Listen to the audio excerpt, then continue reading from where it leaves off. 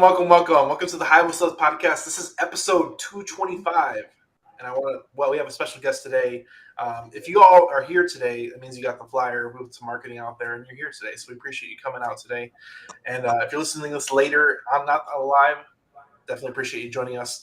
We do have a special guest today, Mr. Steve Trang. I met Steve Trang over 3 years ago for the first time, but I found him through the Real Estate Disruptors podcast. And it has been an amazing, interesting journey since then, since I met Mr. Steve Trang. But we might cover that, we might not. But appreciate everybody coming on. Here's Mr. Steve Trang. And, of course, I have my partner, Anthony, as well as co-hosting. Boom. There you go. So how you doing today, fellas? How you doing today, Steve? I'm doing great. I'm doing good. So we're going to hop right into it. Because we're not going to ask you what your backstory is, because everybody should know that. Like, you've been doing this for a long time. There's another video and other videos like that. So we're going to skip right over the fluff. What does your business look like today is the number one question. I guess the question, right? At a high level, we got multiple businesses going on, right? So we got, we just shut down our brokerage last month. So we do have our title company still. I'm still a licensed realtor, right? So we moved everyone in a brokerage over to Real. We have a wholesale company. We have our education company. We are starting up our media company. Started a certainty company, which revolves a lot around blockchain. So when you say what does my business look like today, I mean, we have an army, and they're all conquering their own different sections. That's amazing, man. Yeah. I think that's kind of what I was interested in this question is because we want to know what your real estate company looks like today at this point. Because I imagine, with the amount of lead flow, deal flow that you have, first of all, how do you onboard, a heavy amount of deal flow, and then how are you structured as far as is it just like a typical brokerage? I know you said you moved everybody over to Real, so if you want to talk about that, that's amazing. I've been watching that business model for a while. You're talking about the brokerage, the traditional side? Yeah. The traditional side, it's not what it used to be. Back a few years ago, we used to do like 100 deals a year. But these days, it's slowed down quite a bit. I'd be shocked if I was doing more than 15 deals a year. And the deals we're doing are straight like referral or like coming from our leads, right? Our cash calling for cash offers. So I'll probably say it's around 15 deals. It's not as sexy as it once was because it's not been a focus. It's been kind of like whatever fell into place is kind of what goes over there. So what is it now? A lot of investor type deals? No, it's predominantly still motivated sellers, not as distressed, but people that want to sell their house, but they don't want a cash offer. And one of the ways we'll pivot is to a listing. So, if it goes that direction, we pivot to a listing agent, have them listed as listed for us. Mm-hmm. What's really cool is that you've kind of pivoted out of real estate, so you're kind of not doing real estate anymore. It's a side job, but that's kind of about entrepreneurship. It kind of goes in different directions and it flowers, Yeah, for a long time, I kind of knew like I wasn't ever really passionate about real estate. Right? I was really passionate about what I could do with real estate. I look at real estate like a vehicle for entrepreneurship. So I've always been an entrepreneur. The joke I've said for a long time is I love everything about real estate except for houses and people, so it was just a vehicle to express my entrepreneurial spirit, and real estate's a super high margin business, so it works. It's a lot more forgiving for mistakes and everything else. So that's the reason why I'm in real estate. I love serving people. I love helping people. But I don't like, dealing with complaints on a regular basis. So I'm where I need to be in my business so I can still help people without having to deal with the day-to-day irritations. What does your day-to-day look like right now, Steve? So what is your main focus then as far as business and entrepreneurship goes, and then how are you working with people and leveraging people? My day-to-day is predominantly running the leaders, right? Like working within the leaders. So, we do a lot of level 10 meetings. So on Monday, we have a level 10 meeting for the leadership team, which is the owners or the leaders of all the companies, right? So 9 a.m. every Monday, it's a leadership meeting with the leaders of all the companies. And then 10:30, We would do it for the wholesale company, and then 12 o'clock runner for the education company, right? Oh yeah, I forgot that was the other company, right? Education company. So on Mondays we have 3 level 10 meetings, and then after that I do our coaching calls, right? We have people in our coaching program, our mentorship program. So that's Monday.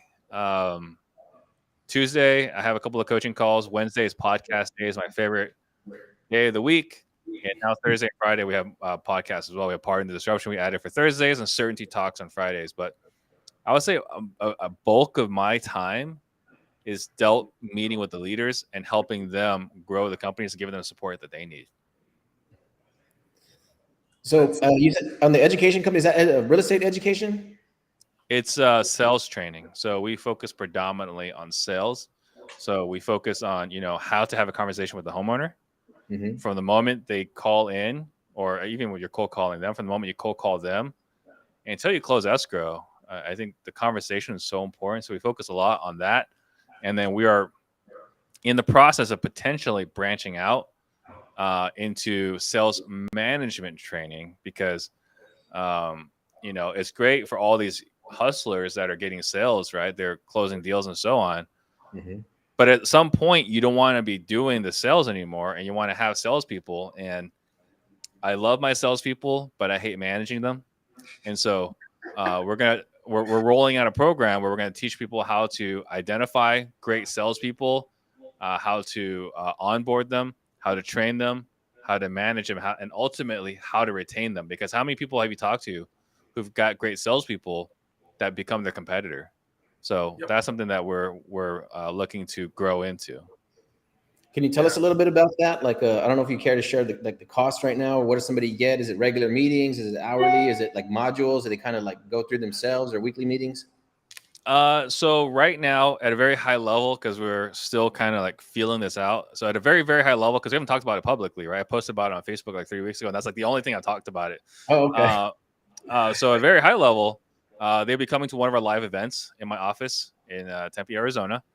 And then from there, they're going to be meeting with us at least twice a month in a group setting for probably 6 months, because we're going to be talking about, again, like how to find how to be able to clearly articulate your company's purpose, but then also how to identify their purpose, what keeps them motivated, how to keep them geared towards hitting their metrics. Because a lot of times when I have to say, Daniel, why aren't you hitting your numbers? It's like very odd, uncomfortable conversation. Yeah. But if we can just modify, it's like, hey, Daniel, I remember when we first met, it was really important to you. I mean, this is going to be personal here. It's like, hey, Dan, I remember when we first met, it was really important to you to get out of your trucking business, right? I know you've got some credit card debt, and you want to be able to, your wife is expecting, you want to eventually have a bigger family. And these are all things you said you wanted to do. And so, like, what do we need to do for you to hit these metrics, or what do we need to do so that you can hit those goals financially? And in knowing that, like, what do we need to do on a daily basis, weekly basis for you to hit that? And then the conversation will be like, hey, Daniel, like, when we first met at the interview, you were saying these are things that are important to you. Like, are these things still important to you? What hurdles can I lift out of your way so that you can be able to consistently hit these metrics so that you can hit your goals? So, those kinds of things, helping people build out a robust sales training program, or enjoy a robust sales training program, so that they can run a sales organization that's not reliant on them, which is kind of what we all run into accidentally. I think that's what a lot of people miss in this business, especially in real estate, is like you get good at it on your own. Then you figure out, hey, I'm going to run out of time, right? If I don't start like bringing on some help, and then you bring on the help, like you said, and then you end up training your competition, and then it whittles down again, and then you start over again. So it's like, it's a turnstile, right? Like having a sales team is a turnstile. And if we could at least slow down the turnstile, instead of getting 6 months out of a person, get 2 years out of a person, and we don't regret them leaving, right? Like, that's cool. We've taught them a valuable skill, and they're going off to do amazing things. It's just, if we can get 24 months out of them instead of 6 months out of them, like, what would our business look like? Yeah. No, it's it's a weird concept, but you got to hold on and keep the sales trainers. Even 2 years, that's such a good thing. I actually have a code. If anybody's interested in this, you can actually text 210-972-1842. Just text disruptors if you're interested in that. I put it in the chat. There it is. Look at that. text disruptors. So I made an automation for that. But I kind of want to pivot into the podcast. What has been the biggest value you have received from doing the podcast for so long? So it's been like 3 years now or 4 years since the podcast It's came been out. more than 4 years. I would say the biggest thing is probably the disproportionate credibility. I get way more credit than I think I deserve. If I can compare it, it's kind of like if you were a published author in the 80s or you were like a best-selling author in the 90s, people are like, oh my God, we got to get this person, right? So now having a podcast that, ranks well within iTunes, depending on the week, we're in top 20. So I think having that gives us a lot of credit, and people want to do business with us, collaborate with us. I have a lot of opportunities that I have a really hard time saying no to. I do because of all the opportunities that come along. So I think we get a lot of undue credit, undeserved credit, but I'm not going to reject it, right? I mean, it's like You put in the work for 5 years, Yeah. So we get the benefit of it. I'm going to take advantage of it, but I do feel like it's probably more credit than I deserve. It was Daniel's idea for us to start doing a podcast, and I tried to avoid it because I didn't want more meetings. But he talked me into it, and now we've been running with it, and I kind of get some of that same effect now. As people are bringing us stuff and sharing things with us that maybe that they otherwise wouldn't share, or people meet you and then they feel like they already know you, right? Because they've been binge watching your videos, like I binge watched yours. So that is pretty cool, man. That has been exciting. Yeah, you get that top of mind consciousness at all times. Very nice. I know recently, and it's probably been a couple months now, but you said you hit 1 million downloads. Has that hit 2 million yet? Because I know it snowballs really quick. We haven't, but we're at 80. We just passed 80,000 downloads a month. So like last week I posted, hey, we finally cracked 70,000. We just cracked 80,000 downloads a month, So I don't know if we're at 2 million yet, but I do know we're at 2 million views on YouTube. We just passed that recently. So yeah, I mean, it's just, I don't know what's going on, but people are more interested in our content right now than ever before. I don't know if it's because of the way the algorithms have changed. Maybe we've changed our thumbnails or our titles. But I think one of the things that's helped a lot is that because we've got a wide spectrum of content, the things that are popping right now are like Leon Johnson's creative finance episode, investor lift, brewer method. So like tools that are really necessary to survive today. People are watching that because it's more relevant today. So even though we recorded it a long time ago, those episodes are popping right now. And I think because people are freaking out and trying to figure out other disposition strategies. So I really want to get your opinion on this. So I've seen so many people blow up just by creating content. So I kind of made this quote is that you build your infamy off the content you produce. What's your opinion on that statement right there? Because I think like it's so pivotal on the just producing content because there's always people there to consume in general. Yeah, I think that's probably the single most important activity of everything else we do. For a long time, prospecting was the single most important activity, right? How long I was on the phones, calling people, following up. So prospecting and then followed up with running sales appointments, right? Whether it's a buyer appointment, seller appointment, whatever, but running appointments, these are income generating activities. And those are the most valuable use of our time. Today, the single best use of my time is creating content. And again, I have all these companies and all these companies are fed as a byproduct of all the content we create. So I think that if anyone is opposed to creating content, that's fine. Just know that you're leaving a lot on the table, and it doesn't have to be money, right? You could be leaving options on the table. You could be leaving opportunity costs. You could be leaving relationships. There are a lot of things that happen because we're regularly creating content that may not happen. I mean, right now it's not official yet, but we're kind of on the way of maybe being on the Rich Dad Poor Dad podcast, right? Ooh. Like that definitely doesn't happen if we're not creating content. So, the doors it opens and everything else is just, why would you not do it? If you know without a doubt, it's going to create more opportunity for you in your life. Why would you not do that? Really quick about Rich Dad Poor Dad. We actually met Rich Dad Latino, so we're trying to go the Spanish route. We're going the same direction. Who's that? Me and Anthony. We're both Spanish speakers. I know, but who's Rich Dad Anthony? Who's Rich Dad Latino? Ruben Mata. Ruben Mata. So I actually met him here in LA. He lives out here in LA, and we're trying to do more. We're trying to create more content in Spanish, and that's an angle we're trying to push towards this year and next year. Is starting to That's awesome. Real estate content in Spanish. That's very cool. Go ahead, Anthony. Sorry, I just wanted to interject right there. Hey, so what kind of opportunities have arisen? Like, how do you quantify it? Like you said, it leads to a lot of opportunities. I guess lots of notoriety, but what's the most quantifiable, I guess, thing that you can measure, like based on the content you're producing? So where's the value of it? Where's the return? What are you seeing the most of? I mean, you guys have a service, right? You guys have a CRM. Yeah. I have a sales training program, right? I mean, I have a lot of students. I have a lot of people. I mean, Daniel came through our mentorship at one point, right? Mhm. So I would say you can directly track revenue that may not have come if not for social media. We just created a whale club 2 months ago, and this for me, it could potentially be my single biggest lever. We're trying to start a $10 million fund in the blockchain world, right? But using that, we are trying to be notorious, right? You're saying infamous for the people that are talking blockchain and real estate. And that conversation doesn't happen, again, if I'm not creating content around blockchain and real estate. There's other people talk about blockchain and real estate. I'm not the only one. Yeah. But because I'm one of them, I am uniquely blessed to have some opportunities that have been open for me that literally cost me nothing to get involved. And it's just nothing but upside. I'm talking like ridiculous upside at no risk. Can you talk about that company a little bit, or what the business model looks like, or not yet? Is it too early? That one, it's just we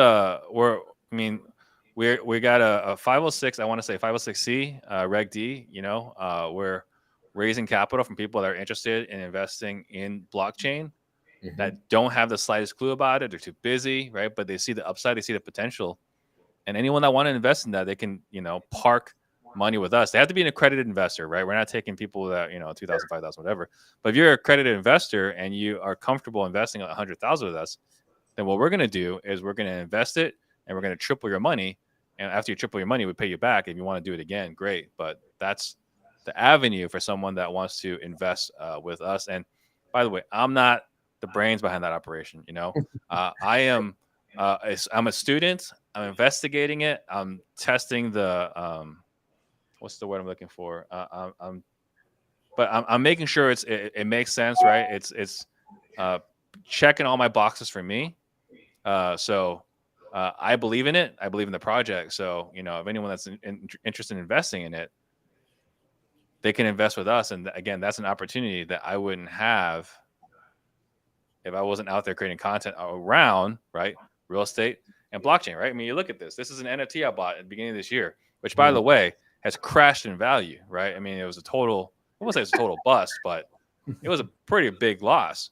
But at the same time, if I didn't do that, right, if I'm not out there testing, learning, becoming not a subject matter expert, but someone that's competent and knowledgeable, these opportunities do not open up. Amazing, man. So just to make sure I'm clear on the business model, so they, I guess, invest in a token of some sort or coin. So they're parking their cash as like a fund. You're parking it in a fund, and then we're going to invest the money from the fund into a decentralized exchange. Oh, okay. I thought you were investing it into real estate. So this is going into. That's eventually going to happen, but that's not a 2022 goal. That's a 2023 goal. Dude, amazing, man. Yeah, I would definitely like more information on that because we talked about that I think a year ago or more, and we're just an idea. So if you're running with something, we might like to follow. Oh yeah, I mean, again, right? Opportunities. We're having active conversation with someone who's already figured out how to tokenize real estate. They've already not only have they figured out how to do it, they've gotten it past the SEC, they've gotten it past FINRA, right? They've gone through legal. So like everyone's talking about, hey, wouldn't it be cool if we tokenized real estate? It's been done, right? Yeah. But I'm having conversations with these guys again because I did this thing, which again was not a great investment, but was an opportunity for me to learn a lot. And because I'm out there learning it, applying it, talking about it, these doors open. So again, these doors don't open if I am quietly doing it, but I'm doing it, creating content around it. I get some mockery from it, which is fine because I got super thick skin. So I don't mind if people are laughing at me, right? because again, I recognize the opportunities that lie ahead. No, I really like that. One of the biggest things that I like about what you said is that it's you like I lost on this one. It was a bad deal, but other opportunity presented itself where I'm really gonna make money on it. But a lot of people are afraid to lose money on certain things. I'm like, man, sometimes you gotta bet all in. Money comes and goes. You gotta make some changes. So this NFT right here, right? I bought it for 142,000, right? That's what I bought it for earlier this year. I could probably sell it today for like 18,000, maybe. I don't know, somewhere around there, right? But I knew when I bought it that I didn't care if I lost all of it because the relationships, the experiences, the opportunities was going to pay for itself. So I was already bought into blockchain before I bought this thing, right? So if I buy this and it break even, then I'm ahead, right? Like that was my mindset going into it. This is a loss I was ready to accept, to learn about it, for an opportunity to create content, to be not a thought leader, because I'm not a thought leader, but someone that's just creating content around it. You just never know what's going to happen. And like I said, right now, I'm in active conversations with guys that already figured out how to tokenize real estate. I'm a partner in a fund. Like it's just ridiculous, these opportunities that are available to us. That's amazing, man. It sounds like you're heading in a direction that we just dreamed of. So yeah, we would definitely like to probably follow you in there. Can you give out the name or any of that stuff yet, or are you not ready for release yet? For the fund, it's I mean, there's an actual quality name for it, but we're just calling it the Whale Club. Okay. You go to blockchainwhales.com, you'll find out more about it. So Whale Club for that, and then as far as the tokenization, we're in negotiations with that company to figure out how we're going to work together. Okay. Cool, man. Super interested in that space. Yeah, we thought we were going to be the ones that create it, but why reinvent the wheel? We're so far behind. Like when I started talking to them about what they figured out, and like the fact that not only have they gotten past legal, but they've gotten past the SEC. Okay, like they are far ahead of us. Yeah, it sounds like a couple $100,000 and a couple years ahead. Yep. So I was trying to put the Whale Club link down there. Hold on, type it. But blockchainwhales.com. It's not it's simple. Blockchainwhales.com. Blockchainwhales.com. All right. So you've interviewed a lot of people, and one of the benefits you get from interviewing high-level guests is you get high-level answers. So can you think of the top 3 lessons you learned from your high-level guests that we can condense in this episode? Because that's the benefit of bringing somebody's interviewed somebody. That many top 3 lessons I learned from the guests, or top 3 like observations by interviewing these people? Both. I mean, that's both good answers. All right. So top 3 lessons. I would say probably from Leon Johnson. One thing he talked about is everyone that when they retire, and he's like 60 plus, if not 70 plus, their regret is they didn't hold on to more properties. Everyone that's at the tail end of their career is like, man, if I just held on to all those properties for the last 30, 40, 50 years, where would I be? Right. So I would say from that, and it sounds really simple, right? Like I wish I could do that today, but if you really wanted to, you could probably find a way to keep a few more of your properties. So I would say that's probably one. Number 2, Haim, he talks about, he's very clear on his purpose. We all get into this business to spend more time with our family. Yeah. And then the first thing we do when we get into the business is stop spending time with our family.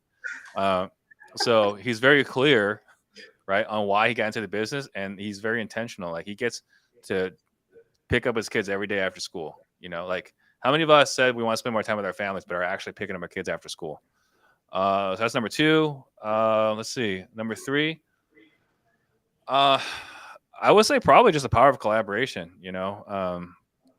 It might sound like, man, Steve's got 7 businesses. He's in a really good spot, but you got Ryan Pineda, right? Who's been on my show multiple times. He's in a much better spot. So I think the power of collaboration, partnerships, and making sure you're creating the relationships with the right people. And I think Ryan has done that better than anybody else.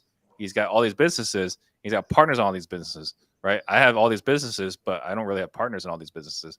And the result is he's got much more leverage, and he's made it a lot further in a much shorter period of time. So I would say that's probably a 3rd lesson. And as far as observations, grit, I think, is one of the most underrated, or things that we don't talk about a lot, but persistence, the desire to keep going after you get crushed. Like bad things happen to us as business owners, really negative things that like can be maybe you need to drink a little bit more, right? Mhm. Whatever. I actually last Friday, I don't very often do this. I mean, it's probably the second time I've done it in my career, but like on Friday, I was like, I'm going to the casino. I'm gonna play cards. Like, I just had a really rough week. I'm just gonna play some cards, right? That was last Friday. So I would say grit, the ability to continue when things seem tough. B, um, let's see, the obsession. Everyone that I've had on the show has been obsessed with their craft, right? Maybe not obsessed with wholesaling. Most of them were, but if they weren't obsessed with wholesaling, they were obsessed with business and entrepreneurship. So I would say obsession is probably the second one. And third, I would say that a lot of them are resourceful, and part of that resourcefulness may come from coaching. I think that everyone that's had a lot of success, none of them figured it out themselves. None of them, right? All of them had someone mentor them somewhere along the way. Paid mentorship or not, I think most of them were, but if they weren't paid, then they learn by working from somebody. So I think they were all mentored. I would say probably our top 3 observations. And that's something that I've been talking a lot about lately is that, I think there really is no one key to entrepreneurship. You just got to be able to take a lot of punishment. You got to be able to take a lot of pain, right? Lots of rejection, lots of like rebuilding yourself. So one day you're on top of the world. You feel like from here on out, it's going to be easy. And the next week you're crushed.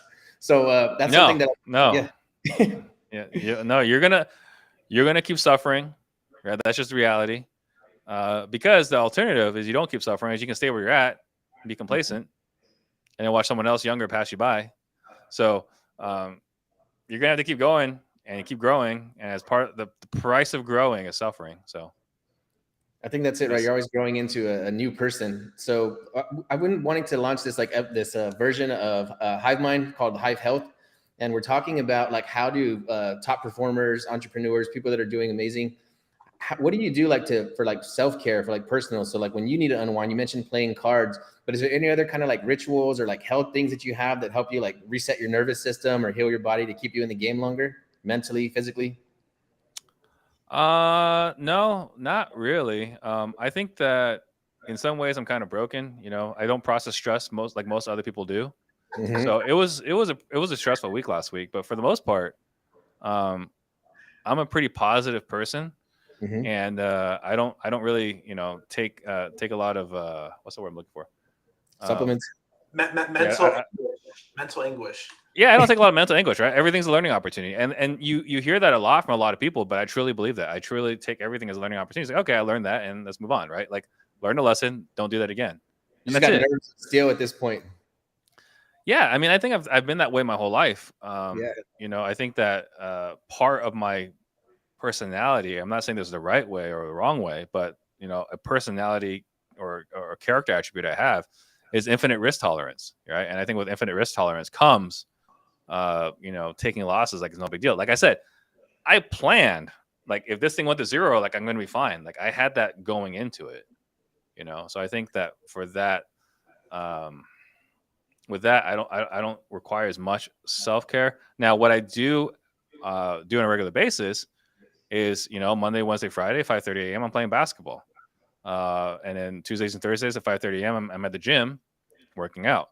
So I don't do that necessarily for self-care.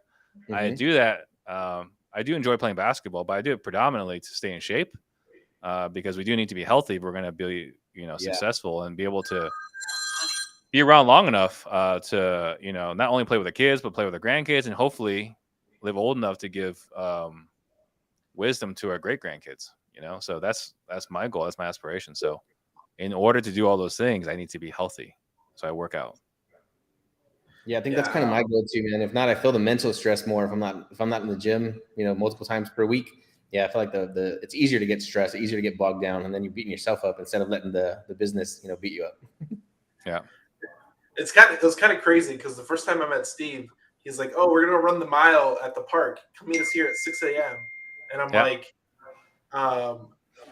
"What's go?" Like, all right, I'll show up. I definitely was not at pace with them, but they smoked. But luckily, those other people there that weren't as fast as Steve here because Steve was running.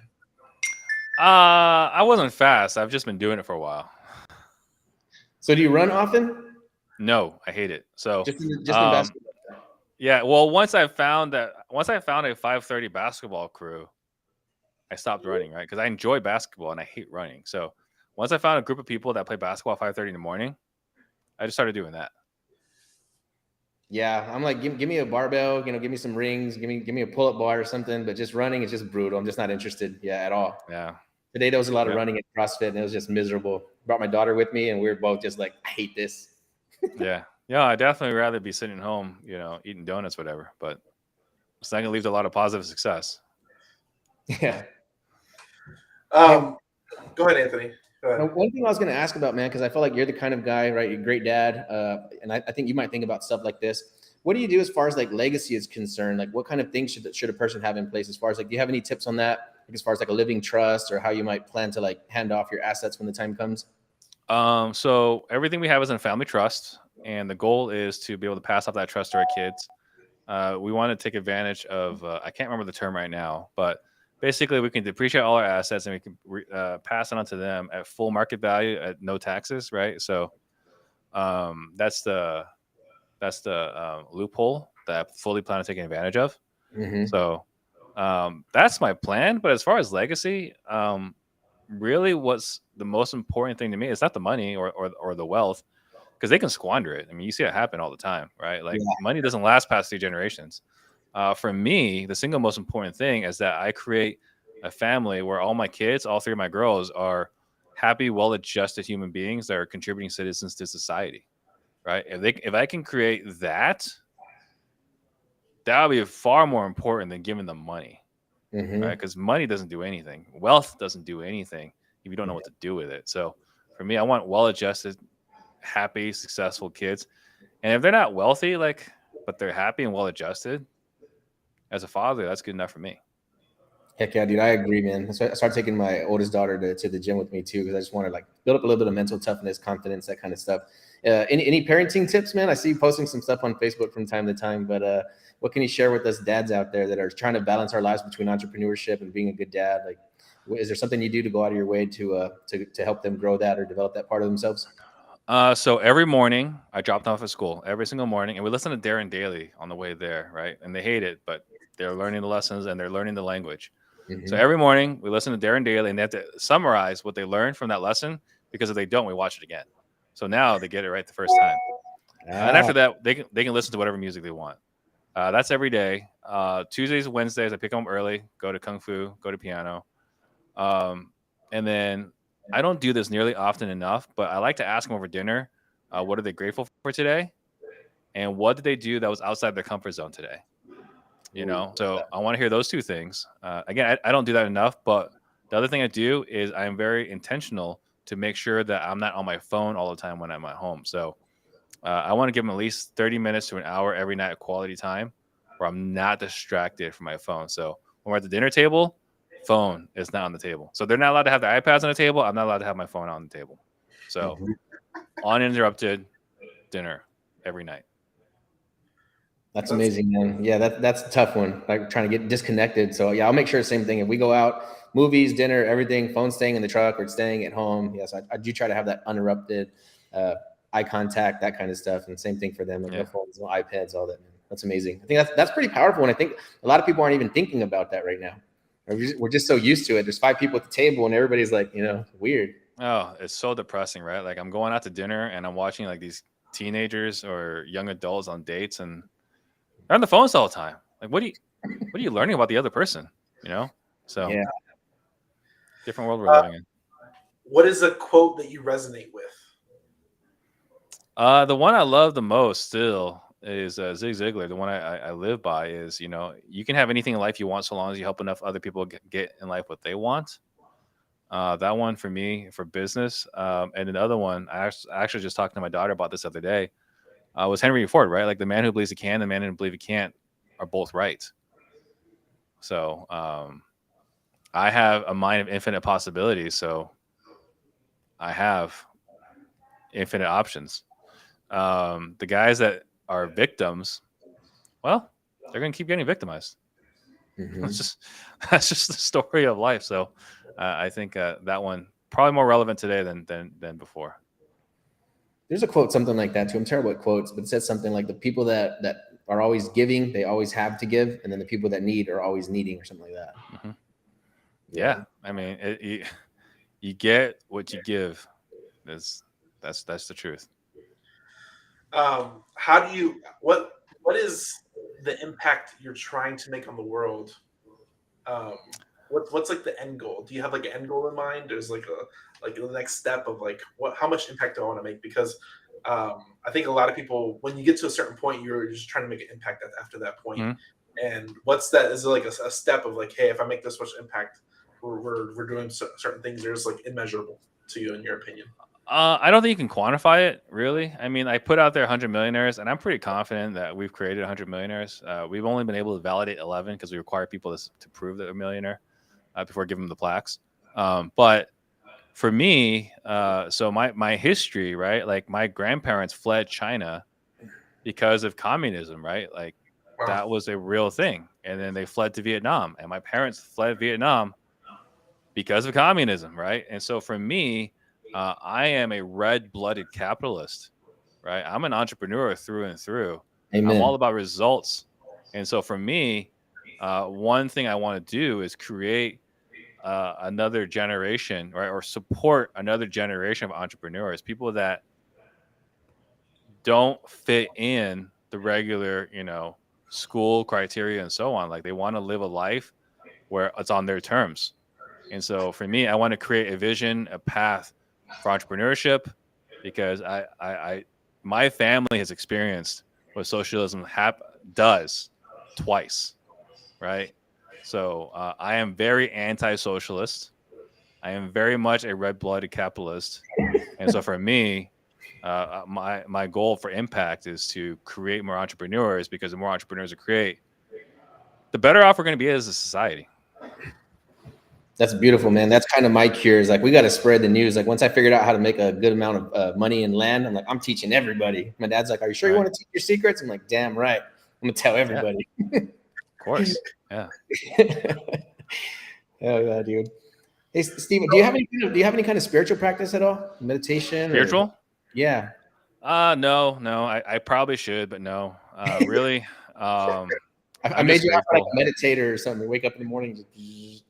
No, I used to, right? I used to do the meditation, affirmations, the vision board, and everything else. And really what works for me is just being surrounded by people that are doing big things. And so it keeps me motivated. They say that comparison is a thief of joy. You hear that a lot. For me, comparison just shows me what's possible. And once I see it as a possibility, then I can decide whether I want to do it, whether I want to pursue it, whether I want to dedicate resources to it. So for me, I think just being in a mastermind full of people that are kicking your butt is the best thing for me mentally, because it motivates me, inspires me. And then again, I get to decide. That's the key we all have to remember, right? Take a step back and decide, is this something I want to pursue? 10 years ago, I was pursuing it right away at all costs. Now I slow down and figure out this is something I want in my life. It comes with that wisdom. Yeah. Hey, you screw up enough times. What's that? You screw up enough times. Yeah, that's what it is. I said I'm not smarter than anybody. I just hit my head on more stuff than everybody else. Yep. Yeah, that's that old Buddhist saying, right? Or Shaolin monk saying, is that it's not that I'm better than you. It's just I've failed more than you. I've failed more than you tried. Yeah, that's what I feel like. I failed at so many businesses and so many things, man. My friends used to make fun of me. They're like, you fail at everything. You always try something. You're always trying to get rich quick. And I'm like, I'm just relentless. I wasn't trying to get rich quick. I'm just never going to give up. Like you said, like you only need one to pop. You only need one to pop. It's got to be right once. Mm-hmm. Yeah. Hey. So I think we have this question. So what is something that you would tell your younger self when you started entrepreneurship to kind of that you struggled with early on, that you're like, man, I was stupid for doing that, but I'm glad I kind of felt forward. Like what's a shortcut you can give or tell yourself to maybe collaborate sooner? I don't know. Start a podcast sooner. Yeah, I mean, I would say probably this isn't the most helpful answer, but I wish I was better at understanding how to use other people's money. Because when I started in 2007, this is when the market was going down, right? And I met a bunch of hard money lenders who were lending at 18%. And what did I do? Right? Because I'm really smart and everything else. I completely dismissed it. I was like 18%. No one's stupid enough to borrow money 18%, right? If I had the wherewithal to understand how to use other people's money, I could have bought a lot of real estate at that time, because there were a lot of houses that were going for $50,000 that are now worth 300, 400, 500,000, right? So like, if I just had the wherewithal to understand that borrowing 18% is not a stupid decision, right? Because I'm too focused on the percentage versus the cash flow principle. Like if I buy a house for 30,000 at 18%, that's $300. No, that's $450 a month. But I can rent it for $600 a month. Like, how ridiculously dumb was I? But back then, it was a stupid financial decision to borrow 18%, so I dismissed it entirely. And man, who knows where I'd be right now? Wow, yeah, just buying free real estate with other people's money all day, every day. Yeah. I'm just getting to that point myself right now where more people are starting to offer us more capital. So this is like we have more capital than deals right now. So we're trying to get better at deal finding, opportunity finding. Do you have any advice or tips for people right now in today's market? You know, we're heading into uncertain waters right now. You've already been through this before, it sounds like.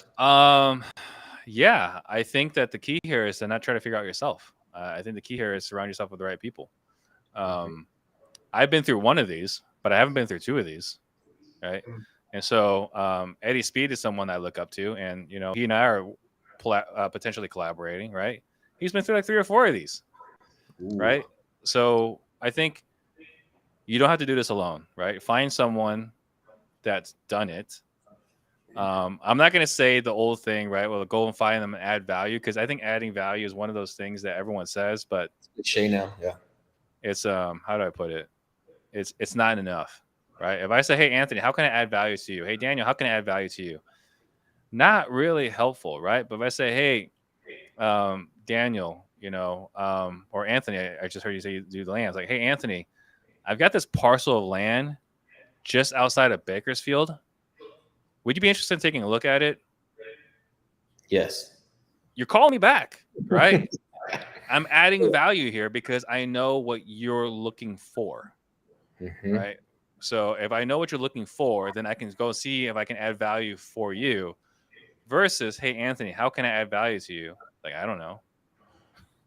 So that's a great distinction. Yeah. Knowing what the person wants in the first place instead of saying, hey, I'm just offering help. Like, well, what specifically? What area? Right. I like that, man. That's dope. So you talked about connecting with the right people. You talked about mentorship, being in masterminds. Who are your mentors right now? Do you have any? Yeah, I got a lot right now. Eric Brewer, great friend, mentor. He's helped me out of some difficult situations, like talking things through. Gary Harper, I think everyone knows who he is. Larry Yash, that's a Navy SEAL. He's coaching my whole team on leadership. Dan Nicholson, Nick Peterson, Paul Sparks. These are all the guys that are my partners in the fund, right? These guys are super smart on certainty. See what else there is. And really, I would say the leaders of my organization, because they really surprised me of how much they've grown and stepped up, and like they provide really valuable input. You know, I'm trying to lead the company, but they're leaders in their own right that they don't really need me anymore, which is pretty cool. So I would say my team as well. That's amazing, man. Go ahead, Daniel. What? No, I was going to say, empowering your leaders. A lot of people think that, like, oh, nobody does it as bad as me, as good as I do. But you got to empower your leaders just to step back and let them flourish and grow and mess up and learn their way through it. I mean, my goal is to be irrelevant, right? If I could just spend all day creating content, right, then I could just do the lead gen stuff and they can just run it without me. Like, how powerful would we be if they didn't need me at all? And all I could do was just do the single one most important prospecting activity, which is creating content. If I could do that all day and they could run the company smoothly, how far could we go? I think the opportunities are boundless. Yeah, that's about where my office is right now.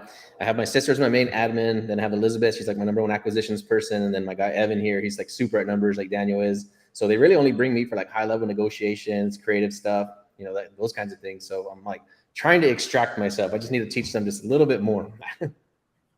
Well, I think the questions, right? It's not teach them a little bit more. It's how can they learn a little bit more, right? Oh, I feel like you're gonna pass me up sooner or later. Yeah. Well, that's great though. Like I used to be afraid of that, but that's great, right? So if you have to teach them, right, they're going to keep relying on you. But if they can figure out how to do this without you, right, you can ask the questions, you can provide the input, but if they can do this, figure it out more, and you become irrelevant, then life is great. So one thing I saw on Twitter the other day is that a great teacher is when the student passes you up because they've taught them all their knowledge and they were able to build upon that and surpass them because that means they're a great teacher. So yeah. I think it's really good that you're trying to teach your people to become self-sufficient and even grow past the point where you are, and they're doing things more efficiently than you are, and they can to take the business to the next level. And as long as you have that business ability of leadership, even from behind the scenes, you can build a great organization. Yep. Infinite. Yeah. I mean, my goal, right, is just they just need 10 to 15 minutes from me a week. If we can get to that point, pretty solid. I'm working on that one too. I don't know if you know this, man. So my mentor is named Ryan McDonald. He's my main real estate mentor, and who's actually partners with Logan Fulmer, who was on your show. Mm-hmm. Oh yeah. Super smart dudes. Yeah, so just being around them since the beginning of my career has like accelerated me into the future. Yeah. So, I bet for sure. Yeah. Yeah, I'm hoping my team is feeling the effects too. But yeah, man, pretty good little group that we have here, man. Yep. So I think we're gonna end it here, man. I really appreciate your time. Sales training, I highly recommend Steve's sales training. I went through it. I still use some of his strategies, and I don't necessarily push it out myself. I'm like, I learned this from Steve Trang. If you want to I still use some of his techniques in some of my conversations, because now as you incoherently created leaders around you, just the impact you made. Now I'm teaching other people to do the same thing. So it's kind of a snowball effect that I hope you feel for generations. It's kind of cool. Absolutely. It's pretty cool. It's pretty cool to see the stuff that we're putting out there and seeing it impacting people.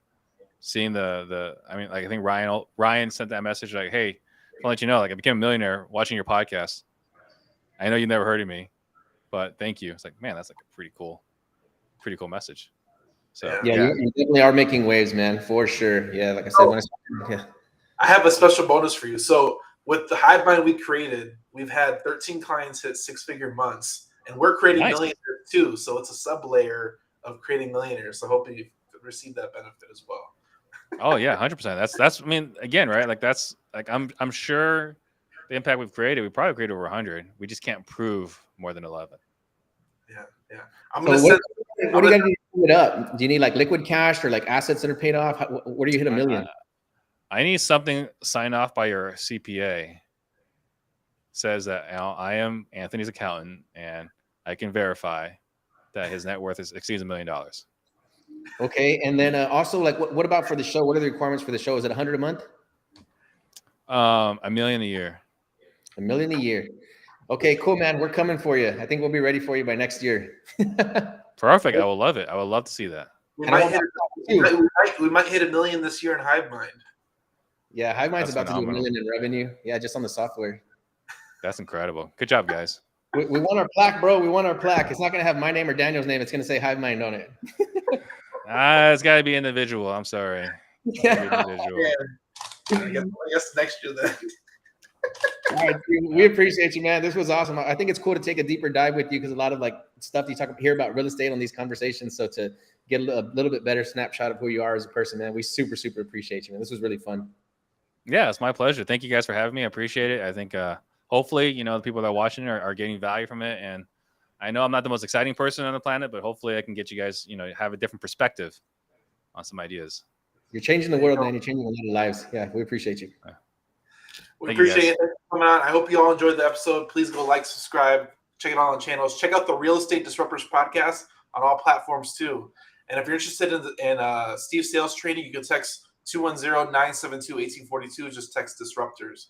Definitely check it out. We appreciate you, Steve. Thanks to everybody listening. Have a great day, guys.